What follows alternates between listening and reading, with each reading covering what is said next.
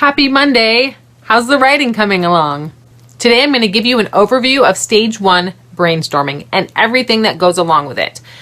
These are topics we're going to discuss in the weeks to come. I'm going to do a video on each one. As I said before, the brainstorming stage has two parts, the idea and logistics. So, under the idea, we're going to discuss things like, where do you get ideas? High concepts. How to pitch your story. Genres, subgenres, and genre mashing. How to pick a genre. How to define your reader. Different kinds of story models. Standalone or series. Main characters.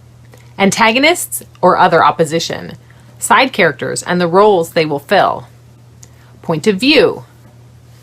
Archetypes. Storyworld elements. Knowing your ending before you start.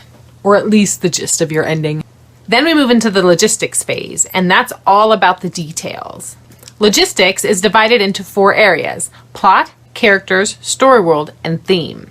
In regards to plot, we're going to work out our plot, consider genre conventions and story model tropes. We're going to outline and we're going to storyboard. With characters, we're going to create a cast of characters, complete with physical attributes, personal backstories, personality, purpose, motivation, and goals, fears, traits, quirks, and habits, skills, strengths, and weaknesses, and unique ways of speaking. For Storyworld, we're going to decide what's necessary to world build, because we don't need everything.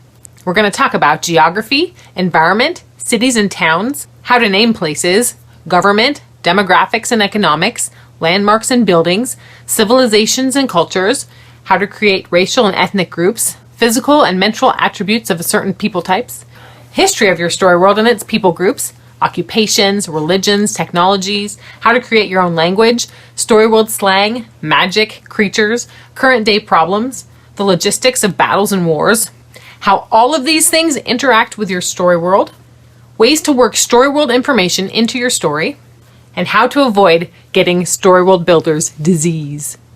In theme, we're going to look at what stories changed your life and why. We're going to take a look at stories that speak about life and humanity, stories that reveal the human condition, stories that illustrate a universal truth, stories that inspire readers to a higher level of humanity, stories that appear as allegories, stories that speak to a certain issue.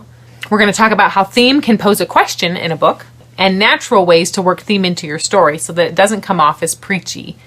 And we're also going to talk about some other brainstorming logistics, which include map making and floor plans, timelines, and creating a story Bible to keep track of all of this story world information. I look forward to the weeks to come. See you then.